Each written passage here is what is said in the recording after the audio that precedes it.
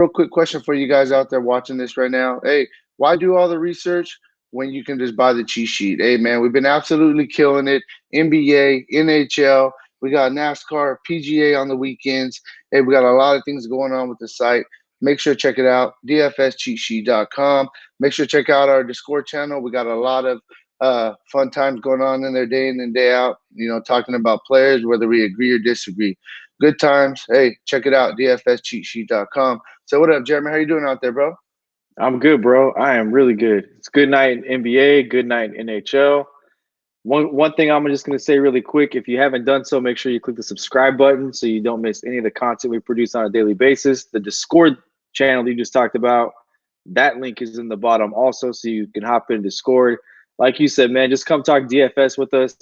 You can drop in there. You and I are in there all the time. Our NHL writers in there all the time. NASCAR writers in there all the time to answer any questions you guys have day in and day out, man. For sure. Hey, so let's jump into some basketball, man. We got a solid little 6-game slate. There's some spots that we definitely can attack here, man. So I'm ready to jump into it. You ready to go? Absolutely. Cool. Hey, first game we're gonna go with, we got Detroit going into Philadelphia to face the 76ers. Is there a G League team in Detroit? Hey, basically that's what it is, man. Hey, For because sure. you got a bunch of guys that outside of Bruce Brown, I mean, there's not a lot of NBA players that have been star players. I mean, just everyday players. You don't have a lot of these guys. Bruce Brown's really the only everyday seasoned NBA player on this team. Christian Wood's been playing good this season, but 7,900 for Christian Wood when Joel Embiid's a game time decision. Granted, if he comes back, he's probably not going to play a full allotment of minutes. But I mean, Thon Maker at 4,000, Christian Wood at 7,900. I just don't, Thon Maker's averaging 11 minutes over the last 5 games, 1.6 real points and 8 fantasy points per game. That's barely a 2x figure. He's not a consideration. You look at Christian Wood, yeah, he's playing minutes and he's right at what he's averaging over the last 5 games is right about 5x. I just don't see the 6 to 7x upside on that price tag. But Bruce Brown, I mean, look, if he's going to play and he's going to come back, he's been kind of hit or miss. He missed 4 straight games, came back, played 24 minutes in the first one, finally played a full allotment of minutes against the Knicks, played 37 minutes, got 27 fantasy points. But I just don't have – there's not a lot to talk about here, man. I'm really kind of struggling to come up with things to talk about with the Pistons. I don't think there's anybody that you need on this team in your lineups tomorrow. Yeah, for sure. I mean, I think the guy that I would look at would be Christian Wood as a GPP play, but that's about it. Moving on to the Philadelphia side of things, I mean, you got to like them. I think they're definitely going to dominate this game at home. They should have a really good game. If Embiid comes back, I definitely think you could possibly consider him. If he's not going to be on a minutes limit, I don't think he's going to come back in this spot, though. If not, I'm going to continue to play the same guys. We got Al Horford at 7,000. You need 35 for value. I definitely think that, you could look at Al Horford, going to give you a really solid floor if there's no Embiid. You can also look for Mike Scott. He's been scoring. Scoring. He's been starting in the place of Embiid, playing, a bulkload of minutes. And, he has been scoring the ball and he, double up Saturday night. So I think he's in play. You got to like Shake Milton, man. The guy's really stepped up and took advantage of the opportunity with no Ben Simmons in the lineup. I think you can continue to look at him. Last but not least, I mean, at 5,000, you got Josh Richardson coming back from protocol from what's it called? Concussion protocol. If he's going to play regular minutes, you can look at him at 5,000. It's a good play. If he's going to be on a minute limit, then I don't know if I'm really going to consider him too much.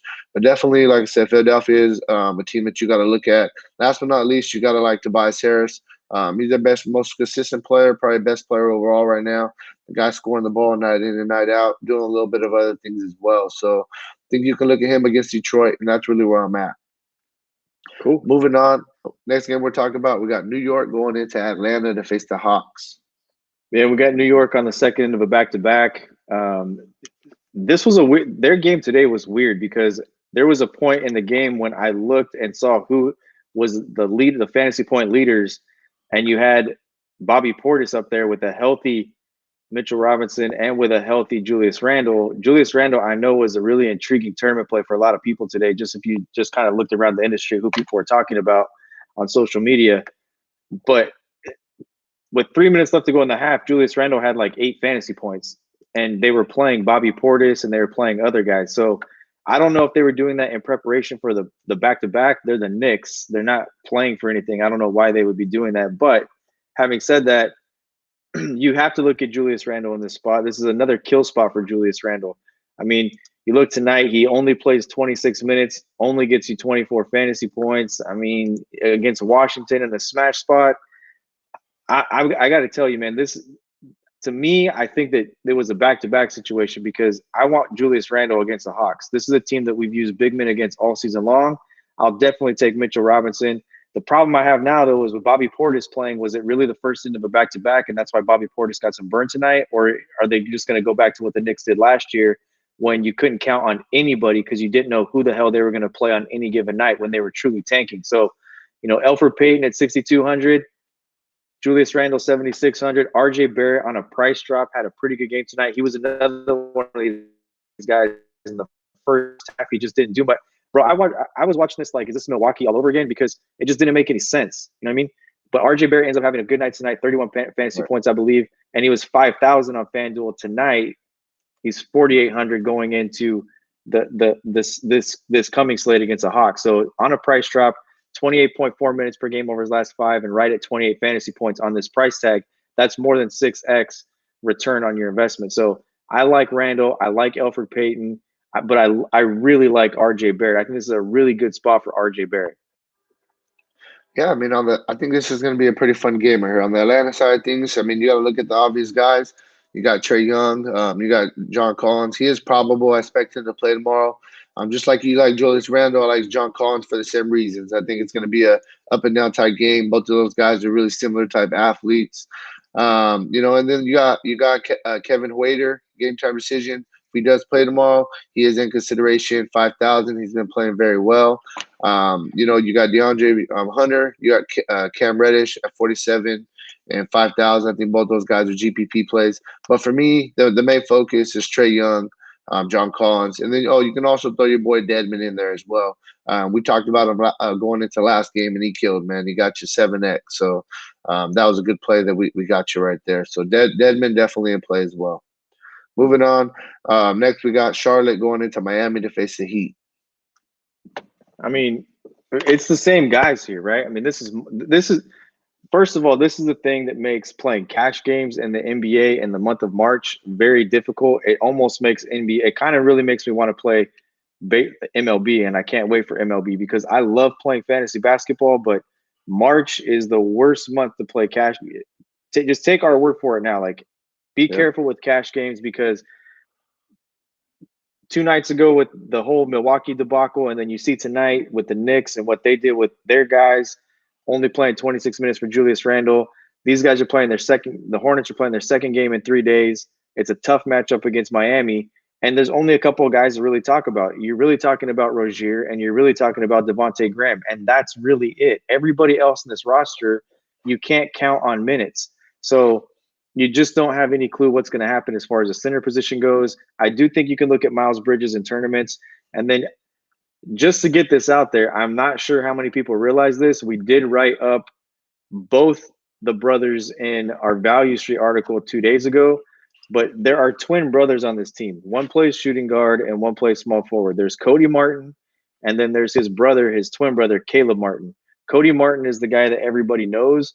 But Caleb Martin was the guy that we recommended at 3,800 the other day, and I believe he went 12.2x on a bare minimum price tag. So understanding those two guys are definitely in play. They're both getting run, but Caleb Martin and his production is starting to eat at Miles Bridges just a little bit. So take that with a grain of salt. But Cody Martin, Caleb Martin, they're twin brothers. There are 2 of them. Make sure you understand that they're both in play. And then I would look at Rozier and I would look at your boy Devontae Graham, and that's really it. Yeah, I mean, I'm going to start on the Miami side of things with Bam. Bam's playing very well. Price tag is still very fair. 8,500 is going to give you a solid floor with 6x upside on this price tag. I definitely think, this is a pretty good spot for him going against a Charlotte team that don't have, no real big men. Definitely, like I said, I like him. Then we really got to wait what happens with Jimmy Butler. I mean, 7,800. If he plays, then you can consider him. I don't know if he's going to play though. He didn't practice today.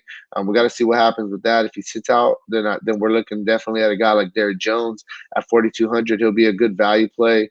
He got the start last game for Butler when he was out and got you 29 fantasy points, which was what 7x on his price tag, almost 8x. So you gotta like him if Butler ends up getting rolled out. And then you look at the two guards. You got Dragic, you got Nunn. Both of them are getting right around 30 minutes a game. They're both very fair price tag. Nunn is a game time decision. If he doesn't end up playing, Dragic gets that more of a bump, especially if Butler's out as well. So we got to kind of wait and see what happens with Jimmy Butler. That's some big news right there. But definitely got to like some of these Miami guys going against the Hornets. Moving on, next game we're talking about, we got Utah going into OKC to face the Thunder. This game is interesting to me because it looks like it's the dud game on the slate, right? I mean, it just looks like it. But both these teams they're fighting for playoff spots. So this game to me at this time of year when you have two teams that are kind of jockeying for position, for seeding, trying to get in the playoffs, etc. These are the games that you kind of want to look at because you can count on starters playing minutes because these guys are looking for a playoff spot. So now then it becomes about pricing. And I think that the first guy you look at is Royce O'Neal at 4,200. This is the type of game that Royce O'Neal can flourish in because it's going to take, in this type of game, these types of games tend to be more defensive orientated. And a guy like Royce O'Neal who can get you block shots, he can get you rebounds. He can knock down the three as they move the basketball. He'll sit in the corner. They'll set up Gobert and Conley or Gobert and Donovan Mitchell off the high pick and roll. Then they'll penetrate, kick to the corner, and he'll knock one down. So he can do all of that. So I like him at this price tag of 4,200. I think he's a better play than Bojan Bogdanovic is because of the fact that Bogdanovic, he's only going to knock down shots. He's not going to get you rebounds. He's not going to play defense, where Royce O'Neal will. So I like the price tag of 4,200 on him. Joe Ingles is a guy that I'm looking at a little bit as well. I think he's a good off the radar play. Him and Jordan Clarkson, I think, are kind of in the same boat. This is the type of game that if Utah's going to make a push, they're going to need Joe Ingles and Jordan Clarkson in that bench role to be very productive when they come in off the bench and take advantage of teams that aren't as deep. So Donovan Mitchell, yeah, it's a good price, 7,100. Rudy Gobert, 8,200 against Steven Adams, no thank you. And Mike Conley, 5,700 against Chris Paul in a meaningful game. I think those guys cancel each other out. Mitchell's the guy that could be maybe the one-off play here. But to me, I like Royce O'Neal on this team, and that's really the one guy that I'm on from this game. Yeah, for sure. I mean, on the OKC side of things, there's a couple guys I like. Chris Paul, 7,500. The guy just doesn't get old, man. He's playing very well right now. Just like you said, Thunder really want to try to sneak in the playoffs, and they're right there, fighting for every game. Definitely like Chris Paul. Then you look at Shane Gilgeous-Alexander. It's looking like he's going to come back tomorrow. If he is out, I think that Dennis Schroeder is basically a must play. Even if Alexander comes back, I still really like Dennis Schroeder. He's been playing very well. I think this is a pretty good spot for him. So I like both of those shooting guards. Then you got Danilo Gallinari at 6,300. 5x. We got him projected at 5x, and it gives us a little bit of upside. And then last but not least, I think you could look at Steven Adams. Yes, it's a tough spot against Gobert, but he's been in this spot already 2 times this year. You got your 30 fantasy points, which would be 5x on his price tag. And he got you a 48 piece, which would be, almost 8x. So I definitely think that you could look at him. And that's really where I'm at with OKC. Push it. Next game we're talking about, we got Denver going into Dallas to face the Mavericks. Really good spot for your boy Jokic, right? This is a really good spot for your boy Jokic. I mean, yeah, granted, he's playing against Porzingis, and they're kind of the same type of body, same type of player. But I think this is a really good spot for him. Another guy that I think can really flourish in this spot is Will Barton. We've seen Will Barton minutes start to come back. He's playing almost 33 minutes over his last 5 games. He's had 2 really good games against Milwaukee and Cleveland. And the thing I noticed, I had a lot of interest in that Milwaukee game. I kept watching it, wondering if they were just going to put Milton in the end of the second quarter, end of the third quarter. It never happened. But I ended up watching the whole game, and the thing I noticed is Will Barton has gotten hot. Like, he's starting to knock down threes. So right, that's the thing with Will Barton. When he starts to knock down shots, like, that's when you want to play him. And he has 2 back-to-back really good games where he's starting to get in the flow of things. And Dallas is not going to play defense. Dallas is going to run. So this to me is a Will Barton type of game. The other guy that's starting to play extremely well and he's really cheap is Gary Harris. He's had 32 fantasy points, 34 fantasy points, and 26.8 fantasy points. He's really had 4 solid games back to back to back. And at this price tag of 4,600 in a game like this, for a guy that does all the small stuff, he's kind of like a Royce O'Neal play, but as a shooting guard. I mean, he's played at least 30 minutes in 4 straight games. He's played 34 minutes in 2 of those.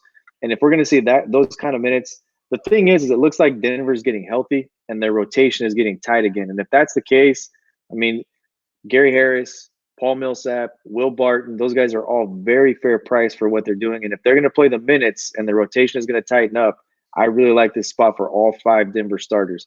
If you want to go deeper, you could look at Jeremy Grant in this spot.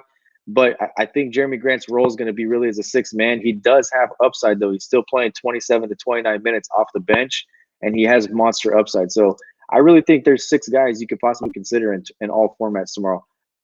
Yeah, Not man. saying they're all cash game plays, but you can consider all 6 of those guys, some of them for cash, some of them for GPPs. For sure. I mean, and there's definitely some guys that we could look at on different side. I mean, on the Dallas side of things. I mean, I'm going to start out with first thing first. You got Luka Doncic coming in at 11.2, gives you a really solid floor for your cash games. Definitely think you could look at him. Kristaps Porzingis playing very, very well. 9,500. The price tag is up. I think he's a little bit more of a GPP play, but I think that you could look at him. Tim Hardaway, he's playing very well right now. At 6,000. You know, you need 30 for value. Back-to-back games of 38, 44. The minutes are there, and he's shooting the ball with confidence right now. Definitely think you could look at Tim Hardaway. Outside of that, I mean, the only other guy I would really even give a little bit of consideration to, GPP strictly, but you could look at Delon Wright.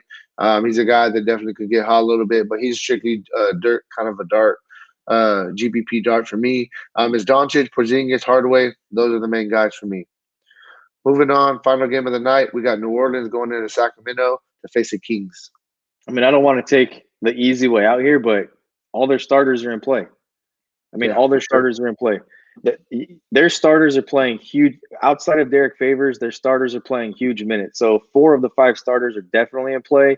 And I think this is a spot with the minutes that Favors is playing, it's going to be about his price. If his price is below 5,500 with playing 26 minutes a game, then you can definitely load him up. And then you look at matchup. Is this the type of matchup that Favors can flourish in with, next to Zion in the spot? And I think it really is, because the Kings don't have a center they're rolling out there.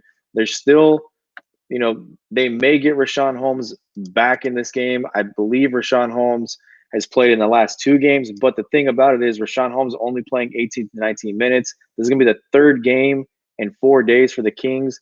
So it's kind of like the Gasol thing we talked about yesterday, where you went and watched the Kings game and Gasol played in that Sunday game. But Monday when we talked about it, I didn't think when we talked about the Monday slate that Gasol would play, because coming back from an injury, it's a back-to-back. With Rashawn Holmes, he has monster upside. He'll cut into Bjelica's minutes. He'll cut into Harrison Barnes and Harry Giles for sure as well a little bit. But the thing is he going to play in this spot? And that's what makes me a little bit nervous about Favors, because if Rashawn Holmes does play, it really takes away from Derek Favors. And then I only like 4 of the 5 starters. But you have to like all 4 of those guys. They're playing more than 33 minutes a game. All 4 of them are. And with their price tags in a game like this, it's going to be a track meet. You can load up all 4. Yeah, for sure. I mean, on the Sacramento side of things, it's easy. You got De'Aaron Fox playing very well right now, man. I watched him the other day, and it was fun watching. I think you could look at him. Buddy Hield, Bogdanovich, I think both of those guys are in play. I definitely would kind of give the edge of Bogdanovich a little bit. He's in that starting lineup right now. Buddy Hield, though, he can get hot any day. Coming off the bench, he's a GPP play. Harrison Barnes is one of those guys that's going to get you 5x, possibly 6x. Nothing crazy, but you could possibly consider him. And then Rashawn Holmes, I'm with you. It's like playing 18, 19 minutes. If we hear anything about maybe a little uptick in minutes or something like that, I definitely think it's a pretty good spot at 4,500. It's all about minutes with him, but I think you can look at him as a GPP play as well. And that's really where I'm at. I mean, you can also look at Bjelica, how you say it? The J is silent. Bjelica. Bjelica. Okay. Yeah, I think you can look at him though too as well. His minutes are kind of up and down, but the price tag is down a little bit. Strictly a GPP play, but for me, man, my main guy is Fox, and I like Bogdanovich a lot tomorrow. Love Fox, man. Yeah, for sure. So, hey, that's really where we're at, guys. If you want a more in-depth analysis, make sure to check out the site, DFSCheatSheet.com. Hey, make sure to check out this Score channel, hop in it, have some fun with us, and hey, good luck tomorrow, guys. Peace out.